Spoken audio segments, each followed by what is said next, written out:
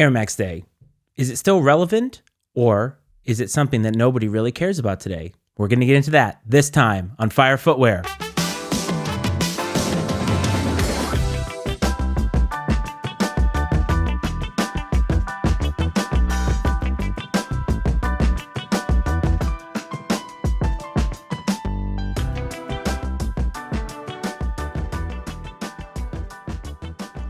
Welcome back to Fire Footwear, everybody. As always, this is your host, Matt Freites. I hope that this finds you well, and I want to thank you for coming back and for giving your support to this show. Last week, we came back with an episode about Trophy Room, and I talked through a lot of different things regarding Trophy Room.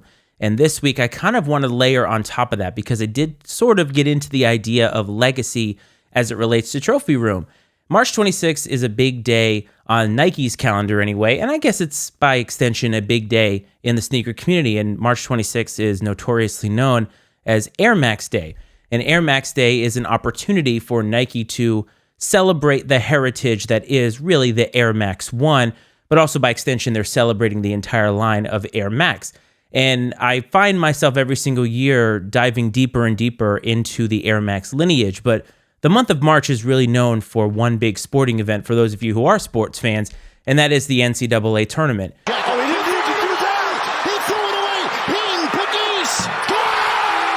And the NCAA tournament fascinates a lot of people for really one thing, and that is the concept of an underdog. What is something that the NCAA tournament traffics in that other sports don't? I think it's the idea of resources, and I think it's the idea of a David versus Goliath feel. A University of Kentucky has all the resources in the world to get their stuff done and to get their wins in the win column, and a school like Oakland doesn't have that. And even though it's not related to sports, I did kind of start thinking about the Air Max 1 as it relates to March Madness and thinking of where the Air Max would be seated if it were a participant in the NCAA tournament. The Air Max is fascinating to me because I think the Air Max comes with a lot of heritage, a lot of history. And I think that there is a sect of sneaker culture that really understands the history and really embraces it because, honestly, they've just been around for a long time. Last year, Nike tried to sort of spark the fires of nostalgia as it relates to the Air Max, and they kind of gave us something that we'd all been asking for, at least I think a portion of people had been asking for, and that was an OG release of the Air Max 1. Except they did it with a twist. Make sure it's just a twist. Just a twist, I understand. I'll send it back if it's more than a twist. And that was the big bubble Air Max that dropped. Now I think they call it the Air Max 186 or something like that. And even though it was basically a direct copy or a direct retro of the Air Max 1, that big bubble really threw a lot of people off, and it really gave people pause in going out and copying that shoe. I think you can take the way that the Air Max 1 big bubble was received by sneaker culture and really make a few observations. I always say today that you can tell what sneaker culture as a whole feels about a shoe by the way that young people are viewing it, and also I think by the behaviors of people that are on the younger side of the spectrum. I also say that you can tell by the rep market or the fake market, because obviously if younger people aren't wanting a shoe and it is quote unquote sitting on shelves, and also we're not getting fakes of these shoes, then you have to ask yourself, where does that sit today? We do a lot of talking on this podcast about corporations and about consumers and their behaviors, and how you can tell by the behaviors of consumers kind of the health of sneaker culture or the health of a sneaker in particular. And if you look at Nike's website, a lot of times whenever they drop an Air Max, you don't really see it sell out. Nike has made an attempt over the years to try and sort of reforge the fire of nostalgia.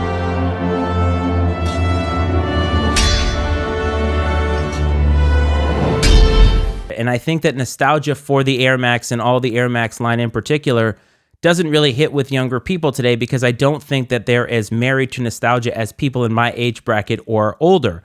And if you look at what Nike is attempting to do by retroing the Air Max 180, which is a shoe that came out basically right after the Air Max 1, that's an attempt to try to get there.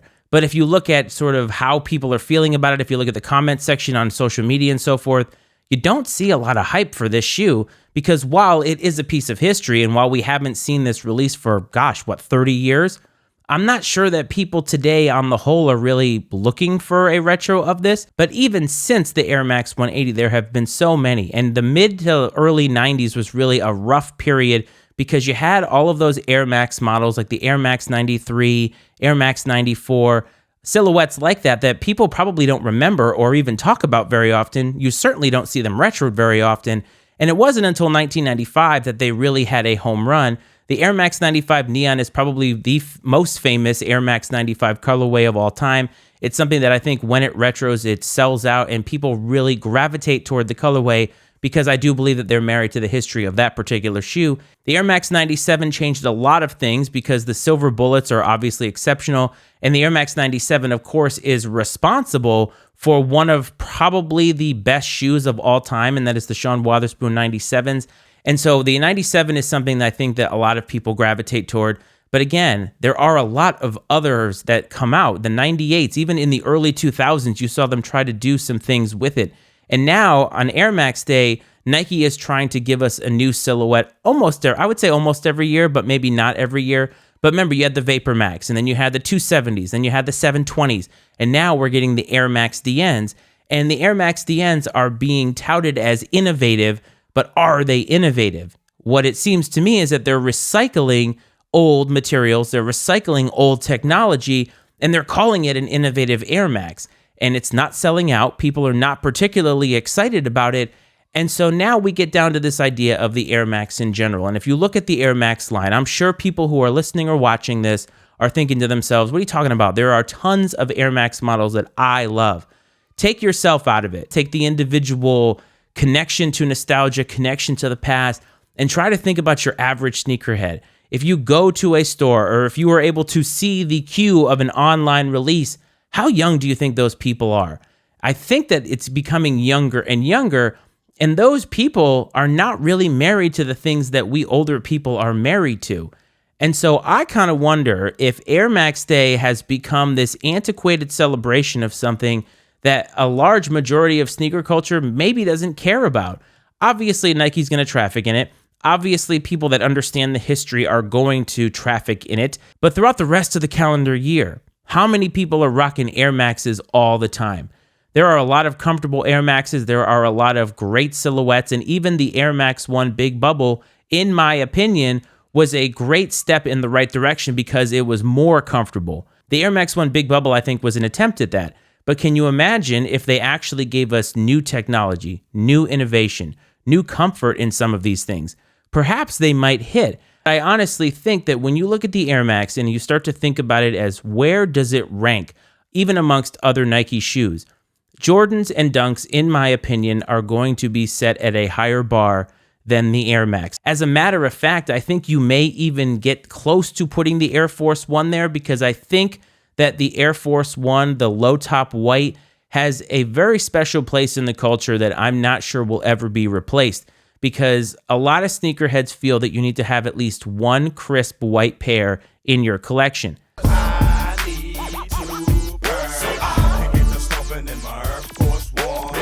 How many people say that about the Air Max? How many people feel that it's a necessity to have in their collection? I felt like it was a necessity to have the OG colorway in my collection because I don't have anything like that.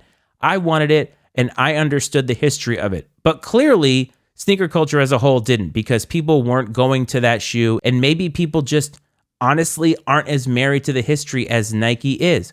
But if I'm likening it to the NCAA tournament, they feel like an Indiana University. And no shade if you go to Indiana, but the reason I use Indiana as the example is because Indiana University, to me, gives off the idea that they're a blue blood because they have a steeped history and a rich history of winning and national championships. And Indiana in and of itself is almost the state of college basketball. But it's a what have you done for me lately league. And when you look at what has Indiana done lately, there has not been a lot of success. And I think that the Air Max is kind of in that category. Fair or unfair, Air Max Day has made me think about this. And I'm not here to tell you that the Air Max is a bad silhouette, any of them. I'm not here to tell you to not have Air Maxes in your collection. That's not the point of this. The point of this is to think a little bit differently. When Nike is shoving Air Max Day down your throat, maybe think about where the Air Max is today. Give it the proper respect that it deserves for the history that it has. Give it the proper respect for what it has done for sneaker culture, because the Air Max 1 did two things for sneaker culture. First thing, it gave us Tinker Hatfield. Second thing, it gave us a visible air unit. And Tinker Hatfield and the visible air unit are important because both of those things kept Michael Jordan at the company. And if that weren't the case, we may not be having this conversation today. A shoe is just a shoe until my son steps into it. How do you feel about the Air Max in general? And how do you feel as if the history of Air Maxes stack up to today's sneaker culture? Get in touch with the show. @Fire Footwear Pod on Instagram is the handle. TikTok @Fire Footwear Pod. Facebook, search Fire Footwear, a sneaker podcast. And if you're watching this on YouTube and you want to listen to the audio episodes, Fire Footwear, a sneaker podcast, wherever it is that you listen to your podcast. Fam, I want to thank you for showing up this week, and I hope that this has brought another level of thinking to your game in the sneaker game. Hope this finds you well. I hope this finds you safe. And as always, I will see you next time. This is Fire Footwear.